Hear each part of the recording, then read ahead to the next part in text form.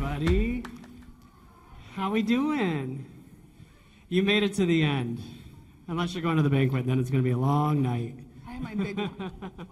Come on in and take a seat. If you're in the trade fair, we're about to start our last session of the day, and you don't want to miss this. My name is Derek Woodruff, and I'm here on behalf of Syndicate Sales. And I'm here to introduce your last speaker. Her name is Kelly Shore from Petals by the Shore and the Floral Source. And Kelly is an amazing woman, designer, presenter. She's going to knock your socks off. I first met Kelly a few years ago when we were both at the Philadelphia Flower Show, and that was an amazing experience in itself. But Kelly and I clicked. We were just having so much fun together, just like taking in the world of flowers and just being immersed in it. And she's been on my radar ever since, and I couldn't wait to get her on stage to share what she does.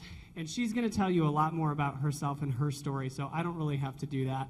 But I did want to say thank you to Syndicate Sales for sponsoring this program, so let's give them a big round of applause. And I will bring Kelly on stage to dazzle you. Thanks a lot. Kelly Shore. Thank you. Got my clicker. Hey y'all, thanks so much for being here. I know it's the end of the day. You guys are tired. Hope you got some snacks. I'm so honored to be here. One, being in the design room for the last 2 days. Y'all have amazing talent here in Michigan. And I have just been wowed by everybody. I kind of felt like I wasn't up to the caliber of what's being produced here, but I was inspired and just completely in awe of what y'all have here in your community. So it's an honor to be here, and it's an honor to be with Syndicate. So my name is Kelly Shore. I own Petals by the Shore, which is a wedding and event business in the Washington, D.C. area. And I also own the Floral Source, which is an American-grown farm direct wholesale company that ships from partnering farms around the U.S. to designers. So I kind of want to explain how I ended up here on the stage in your community. So Syndicate Sales and I go way back to Alaska. It was 2017, and I was invited to design on a farm in Alaska. I'm going to jump to that. Okay, so raise your hand if you've been to Alaska. That's awesome. You've been to the peony farms, right? Okay. Well, if you have not, I encourage you to go back, because peony farming is a new industry in about the last 20 years in Alaska. It's kind of like the gold rush.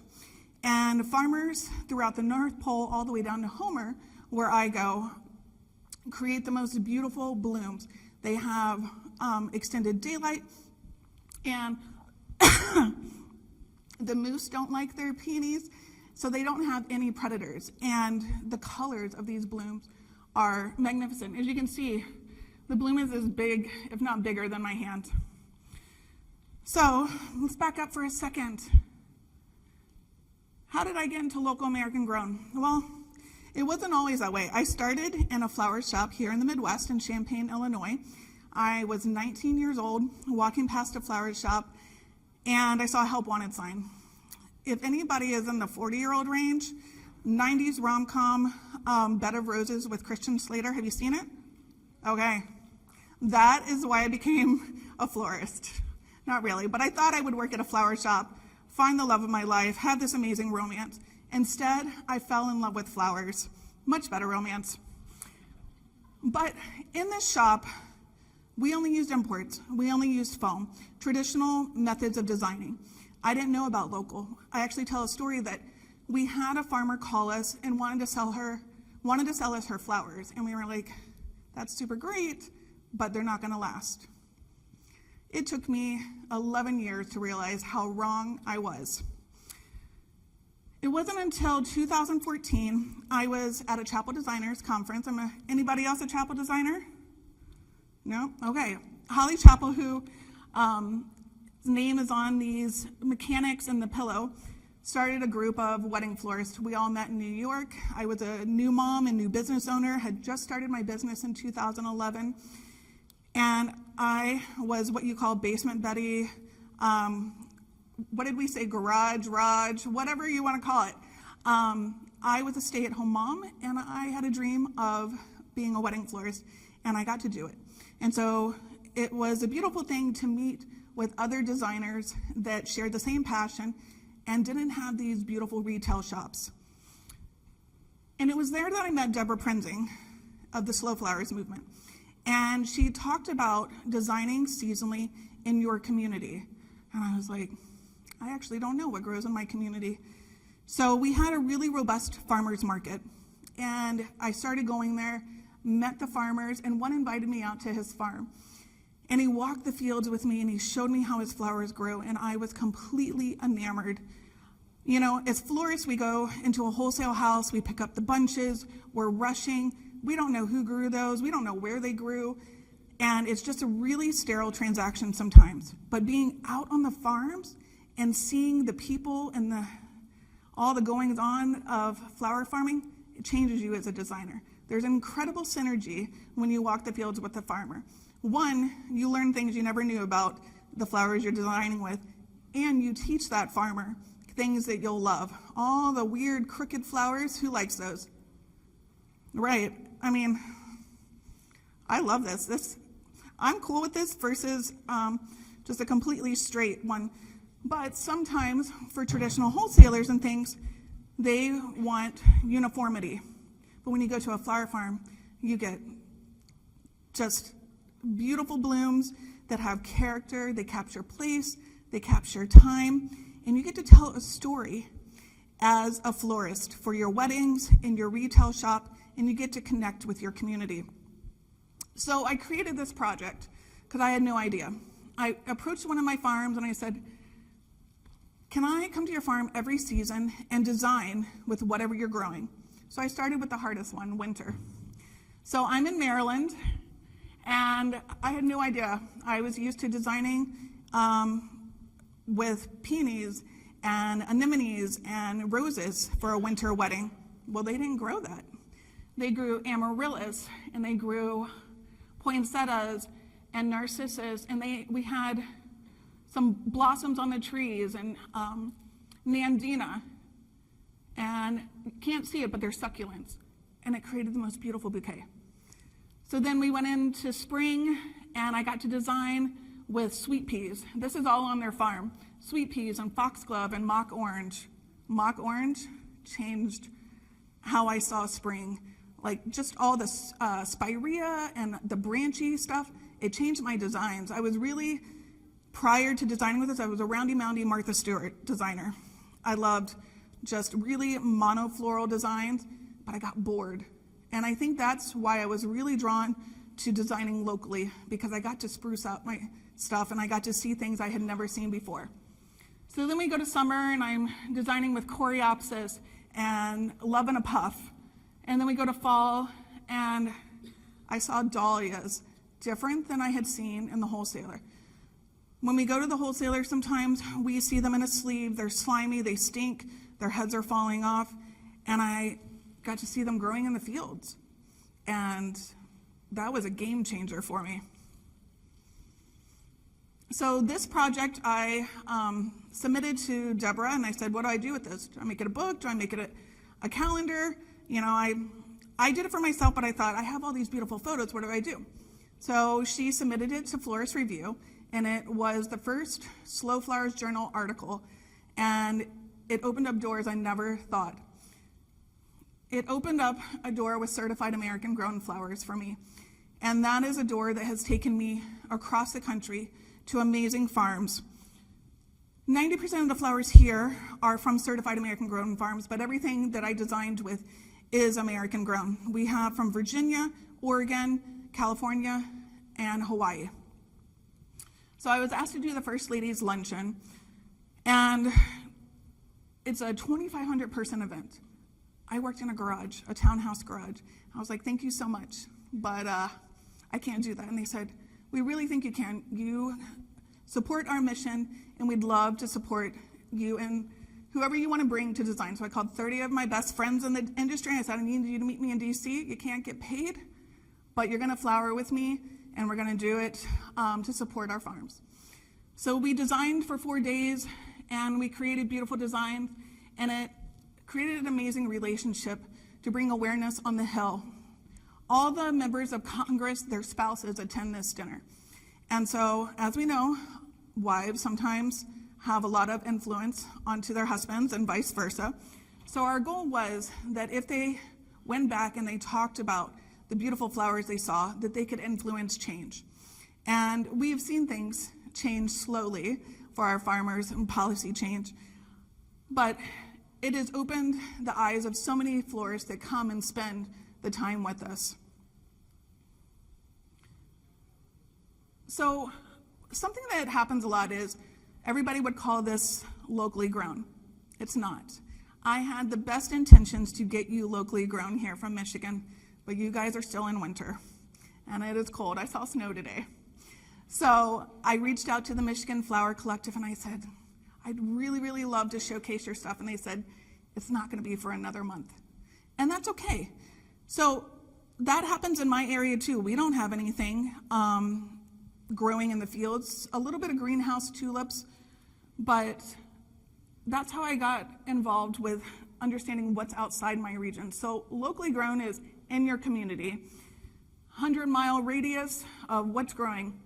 American grown is what's outside your region and different seasonality. So what does sustainability and floral design mean? Start with locally grown seasonal flowers, then go to American grown, and then ask your wholesalers for what else that they might have to supplement. I'm not asking anybody to be 100% or purist. I'm not always a purist.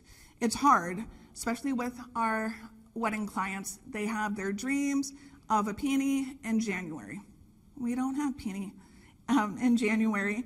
We don't start until about April when we're getting them from North Carolina. So, but telling a story through your work about where the flowers are coming from, there is such value in that. Who forages? Who puts on the yellow vest and goes out and pretends like you're a road worker? So part of the sustainability movement is responsible foraging and understanding invasive species. In some communities, southern smilax is incredibly invasive. There's the Bradford pear trees. We have those all over Maryland. They're invasive. So there's websites you can go to learn about invasive species, and it's a hot topic. People get really fired up about it. So educate yourself about what's invasive here in your communities in Michigan. Advocate for more sustainable practices with your wholesalers and suppliers. Do they buy from certified farms? Not just American grown, but do they buy from the Rainforest certified? There's a lot of different certifications in South America and across the world that wholesalers really pay attention to. So find out what's of value to them. You know, are they working with farms with fair labor practices and living wages for their workers? And the biggest one that I hear, and people ask me, Kelly, how do you get, these farms to use less packaging, especially the plastic? And that's a hard one. We're turning more towards papers, but then I've heard the alternative argument that paper is more damaging to the environment than plastic. I'm not an expert on all of this, but I try to educate myself as much as I can. Compost and recycling. When I'm designing a wedding, I have my lawn and leaf bags, and so we travel with those, and then I put them out, on the curb with my recycling. I don't have composting at my home, but I know that that stuff's going to be recycled. Reusable installation mechanics, which you see here in my half-done arch so that you could understand how I created the other side. Syndicate Sales has created incredible pieces of design mechanics that, one, make your job easier. You can hook it in with this clip. You can zip tie it in. You can add, Derek told me he adds wet moss so that it doesn't slip around. I think that's brilliant. You get to take this home. You get to pull your flowers out. You get to use it again. It's a money saver. This new vase from Syndicate Sales is made in Tennessee. So that's another sustainable practice, is finding vases made here in the USA, which honestly is a really, really hard thing. Most everything comes from China, And we all experienced during COVID that we couldn't get vases. How many of you tried to go to Dollar Tree and get the bouquet vase and you couldn't? Yeah. It's hard. Vases being made in the US is a rare thing. I tape my pillows in. Holly is a friend of mine. She gets mad at me that I do this because how she imagined it is that you would make it, pull it out, change your water, put it back in. But for me, when I'm designing on a lazy Susan, and I don't want things moving around. Just a control thing for me. And then, biggest one, friends, charge your worth. We all start because we love what we're doing, but we don't think anybody's going to pay the amount of money that it really costs. And I've been there. I had this idea that when I first started designing, that everybody deserved flowers. Until my very first wedding, it was July. We had to deliver the bouquets to Annapolis at noon, and then we had to run the air conditioner in my minivan for 4 hours in the heat until we could deliver. And I thought, I charged $150 for delivery. I came from the retail world that we paid $5.95 back in 2000, so I thought $150 was a really good idea. No. So charge your worth. But I was afraid. I was afraid this bride wouldn't hire me. But what I realized is once I started charging what it really cost, I got more business. So being the cheapest in your community and undercutting your colleagues is not the best option. So I want to know, what are your fears and pain points about sourcing locally? I heard from one person today that they don't have a lot of flower farms in their community. And if they do, the farmers don't answer the phone, they don't answer their email, they're not posting on social media what they grow. What are some other ones? Yeah, they're expensive. What if you started educating your clients? Do you think that they would change their mind if they had choice? So, and here's a great point that you can say to them, and it's one that I've said. When we go to the grocery store, especially as parents, we're looking for the dirty dozen of fruit. I'm gonna buy my strawberries from California versus Mexico and my blueberries and everything because I want the best for my kids. But the strawberries from California are a lot more expensive than the strawberries from Mexico. So it's all about having choice and giving that to your client. Any other pain points? Yeah? That the farmers do not. Sometimes they're past their prime. Right? They are past their prime or they're so early that they never open. I experienced that one of the first times I got peonies from the Eastern Shore. I had the garbage bag over them. I had the boiling water, the weddings the next day, $400 worth of peonies that never opened. But I didn't know it was my first time. These things, you could hit them. That doesn't work. I learned after spending a week in Alaska that you put these two fingers, and if it just moves, just not even marshmallow, if it just moves just a little bit, it's ready to be harvested. Because you can dry store your peonies. I only do up to 4 weeks. Past 4 weeks, you're getting iffy if they're going to shatter. What are some other pain points? What about designing foam free? Is that scary? Yeah? Who said yeah? Tell me. What scares you? Getting production out in a timely manner? Yeah?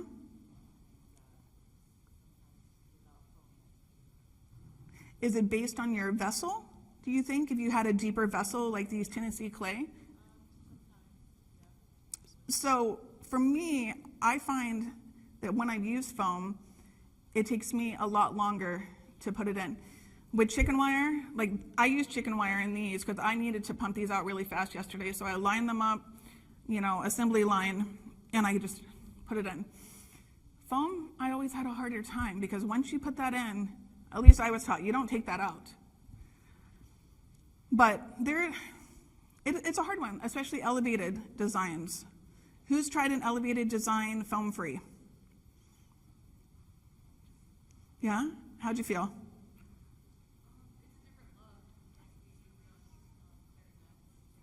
With the big holly pillow?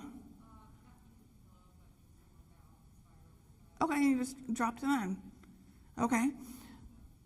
So another way to do that too, for designers who aren't sure how to get the shape, is you can use the big pillows and put that in a bucket, take it out, put it in your trumpet vase on site.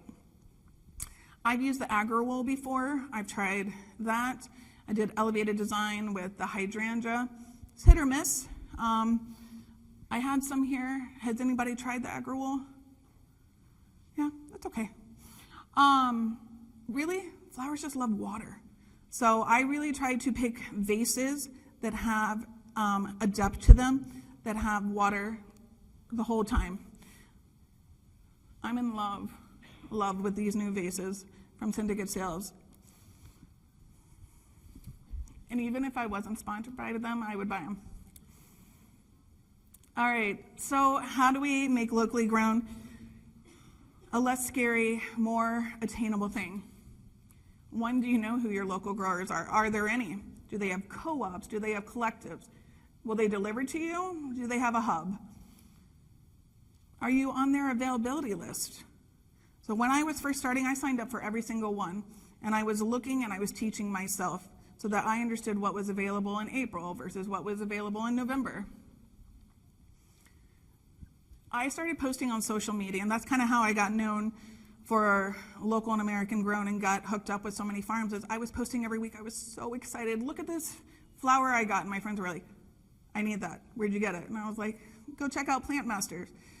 And then suddenly Plant Masters had so much business and they could, scale up and they were growing more. And then other farmers saw that they were doing good. So they started growing more. And it really grew an incredible thing in our county. Something we do in Maryland every winter, we meet as growers and florists to talk about these pain points. Like, hey, you're growing the wrong colors. I don't want Roy G. Biv. I want the mauve. I want the Roseanne Brown Lysianthus. Can you grow butterfly ranunculus?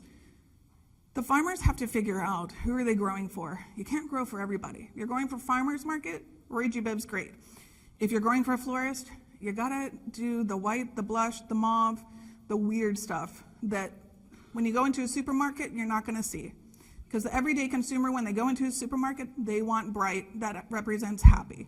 If they saw the mauve or the toned down things, they would think it was dead.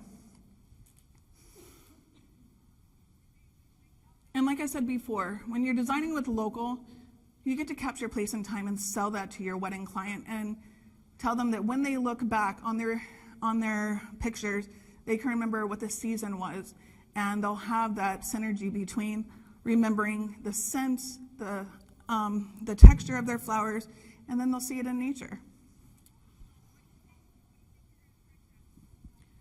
So American grown is attainable 12 months a year. Here's your list of what grows 12 months a year.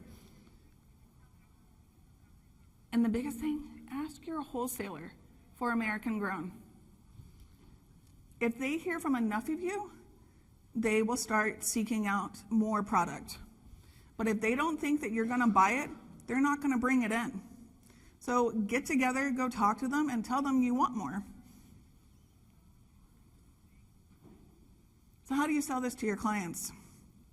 One, you can't just say, I want to design local and American grown.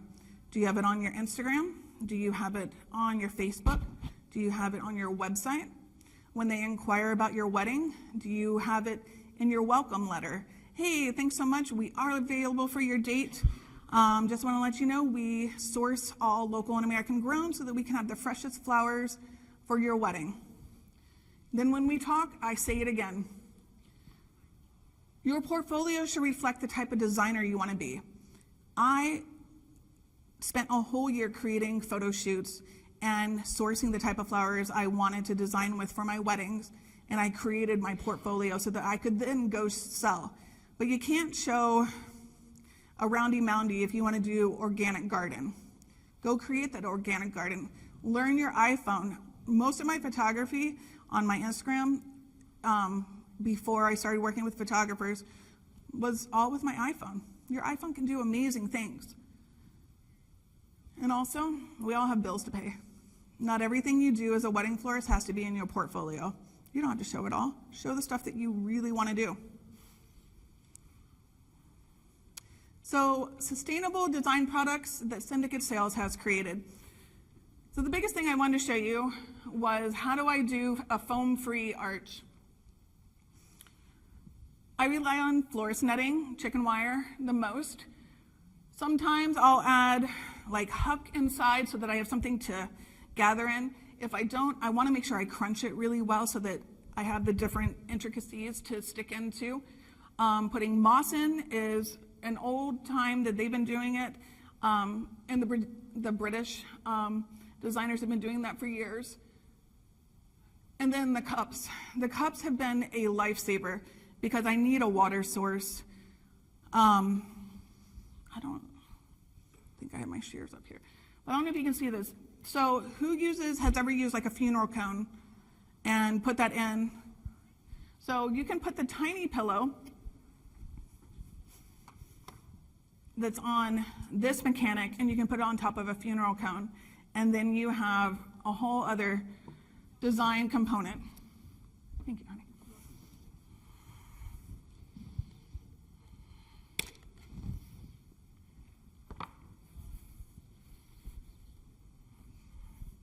You have a lot of water here. So it depends, like my larkspur in here, they're in this. My long roses are in these funeral cones. My tinier stuff, like my limonium, spray roses, they're in the shorter ones, especially if I want to go deep. You know, we want those ins and outs. So having different sizes is really, really important.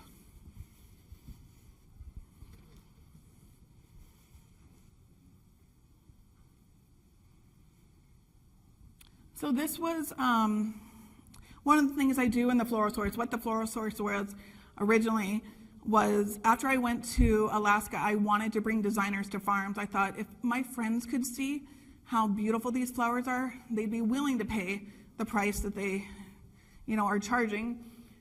And so I started floral retreats, immersive floral retreats on farms. So this was our first one in Vermont back in 2019. This is before Syndicate had their arches, but I had this welded. And Syndicate was a sponsor, but I had these holes placed that their short buckets could fit in, because I, was really worried about water. If I'm going to be a sustainable foam-free designer, I need to make sure that my flowers last. So we use a mix of the pillows and the buckets, and we put chicken wire in the buckets, and we created that.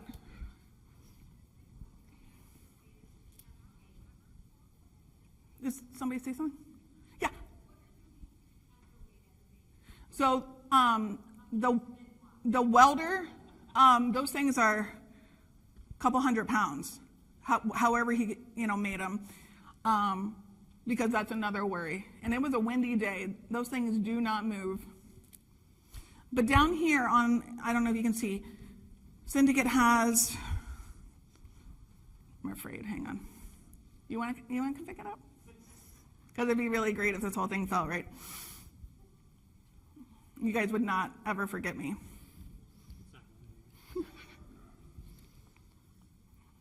Water bags, which then you just pour the water out and you fold them down, and they don't take up space in your studio. 40 pounds. 40? Okay. We have 3 on that side and 1 on this side. But sometimes I'll use cinder blocks. No, Home Depot and Lowe's are your friend. All right, this was another, I got hired by Bloomia, who grows all these tulips. They were having the Dutch government come to their farm, so they wanted a big installation. And I had this was right when the new mechanics came out, and I thought, I'm going to challenge myself. So this entire thing of tulips is with all of those cups. Here's a list of my go-to botanicals that do well out of water.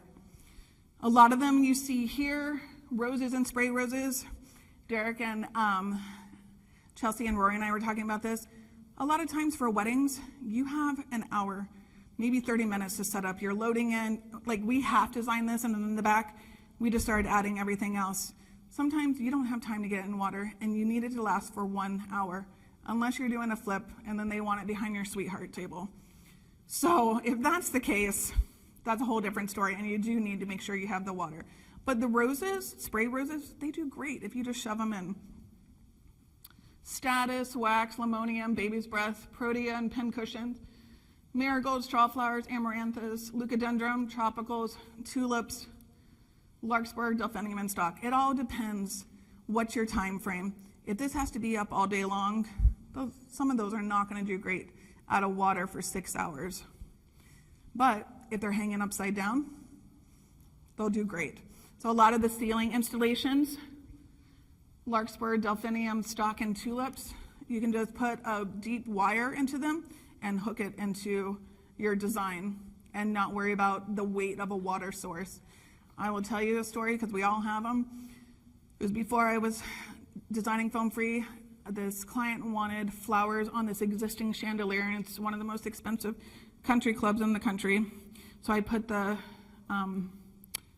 Oasis sausages. I was putting in my last flower, and it came crashing down. And that's when I said I'm done with my career. How many times have you said I'm done with my career when something's gone wrong? It was hanging by a wire. Somebody came up the other side. It was a nightmare. And so after that, I was like, how do I do installations? One, don't ever design on an existing structure. There's too many risks. But and if you're designing in a tent and installation, you put it into your contract that you're having the tent company install that. I am not a rigger. There are some designers that you'll see on Instagram that they feel comfortable doing big installations and rigging. I'm not. I'll do little things with airline cable, but I don't want to kill anyone. So I'm going to let the professionals do that. So yeah, that moment, I said, I got to figure out something different. Greenery, there's tons of greenery. And just a friendly reminder, as we're coming up, Smilax goes off crop mid-April to July 1. So I use a lot of Huck, Salal, and Nag-Eye during those times. It's not the same look. Ivy works too, but you're never going to get that Pinterest Smilax look in May and June. Just remember that when you're writing your proposals, because so many of us have sold it and then we go into panic mode. This was in Alaska. 2 summers ago, we did another field of vase dinner. And Syndicate's been a very dedicated sponsor of Certified American Grown in the field of vase dinners. And this was their round arch and a whole collection of their pink Mod Bubble vases, and I can't remember the other one, but it was gorgeous. And there's a square one, a triangle one. What else, Derek? Huh? Hexagon. And they're all modular, meaning, so if you wanted to create the asymmetrical towers, this would be an easy one that you could do that with. We created these apart and then connected them. The pillows, I would show you, but I taped it in. You can come up and look. But that's why I showed you this.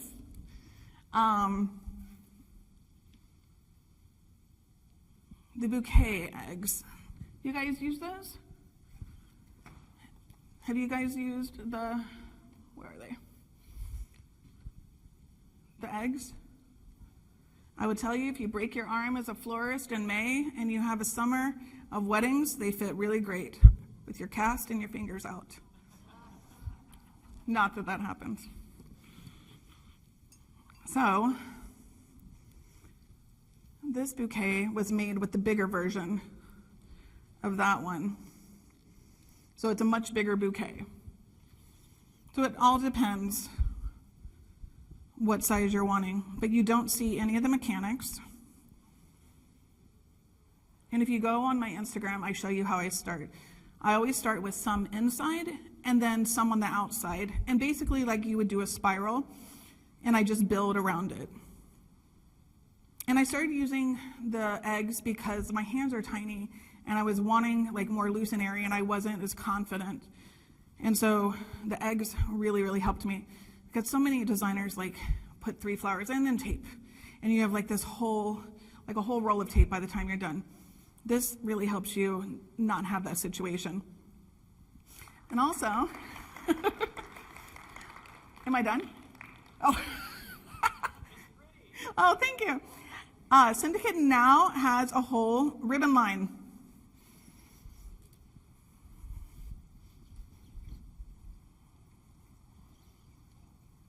So this bouquet was just my spiral hand-tied mechanic, but I just wanted to show you Winchester Abbey roses.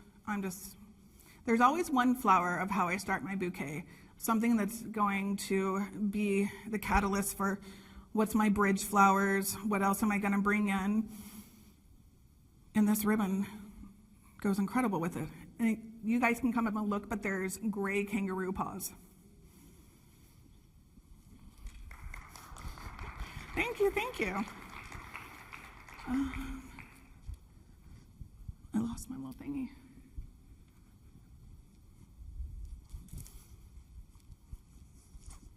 I don't know where it is, but that's cool. Huh? Back corner. Thanks. For my next trick. Tennessee clay, we can't miss that. This is a beautiful line. There's different sizes and shapes. They're great in retail shops for your pots. Like I said, they're a deep water source, so using chicken wire or the pillows are a great option. I wanted to set up how I would do a king's table, head table, with the Tennessee clay and the charcoal mod bubble. I like the mix of the glazed with the matte. And the question that we've already gotten is, so when are you going to make this in matte? Derek says no. But, huh? This is the mod bubble collection. There's a whole different variety of shapes and sizes. And then I think the last thing I wanted to show you. So, one trick that I learned, there's so many times you get to a wedding and they're like, can you add flowers to the bar? Can you add flowers to the wedding sign? And you're like, okay. Yeah, I got a little bit extra. So, I use these big old clips. They work really well on bars, tables. For the welcome signs, pew hooks are great because then you can put it over the top, put a piece of chicken wire, whatever you need, and then you have a place to attach your zip tie or your twine or whatever. But this is, we made this, I would have made this 2 days in advance, had it in a trash bag, gone on site and shoved the flowers in. It also has the different mechanics. So if this was outside on a bar, you, on a hot summer day, you have a lot of water source. But you can get those on Amazon or Home Depot. Have those in your toolkit, and there's different sizes too. Yeah, this whole thing is a little chicken wire sausage, burrito, whatever you want to call it. Well, that's it for my presentation. What questions can I answer? Yeah. Do you prefer to use chicken like in that vase? Mm-hmm. Chicken wire versus The pillow? pillows, like how do you decide what you're using? You know, it depends. If the pillow fits nicely on top and I'm not gonna have to mess with it, I loved using it on this. This was great. And it allowed me to like kind of come up higher, like how you do with foam. These, I wanted to move fast. And honestly, I was tired, it was end of day, and I just, wanted chicken wire. But I actually don't think that there's a pillow that fits this size yet, right? Oh, it's me. That's a little jarring. What other questions? Ask me anything. Yes, Ms. Holly. So Mhm. You started to talk about time, but I don't quite remember how long you said. Can you do anything free, or is Yeah. it All of this except roses, stock, spray roses, we did yesterday. Yeah. Now, I will tell you, some of the foliage gets a little wilty, so one thing you can do is spritz it with water or like a crowning glory and then put some trash bags or some plastic around it, just so it doesn't dry out. But I mean, a lot of times, especially in DC, we're going into museums, we're going into crazy hotels that we have a quick in and out, and so we don't have time to like haul all the buckets in. So we have most of it done, and if you were out here while we were setting up, I mean, we moved this twice, and it gets a little jostled, but you just, zhuzh it, and all is good. But try to do as much as you can. Even if you didn't want it, if you're using your minivan, that's not going to fit in your minivan. So you could create your sausages ahead of time, have those greened up, ready to go, so that at least that took your time down, for sure. Anybody else? Yes?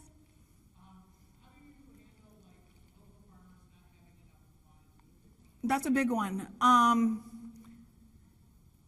It hasn't happened in my area for the fact that we have so many growers, but in other areas, where you only have one or two farmers that aren't growing huge quantities, they're growing on 1 or 2 acres, it becomes just kind of like the icing on the cake. You can't go to them for your large quantities, but that's a discussion to have with them. Like, are you able to grow more next season? And that's the whole conversation of getting together and talking about the pain points if you're wanting to buy more. The problem is, growing is expensive in the US and things are changing all the time, especially with COVID. Plant material became really expensive. We saw a lot of the corms for ranunculus skyrocket. This last year we had a bulb crisis in Europe that made all of the tulips more expensive.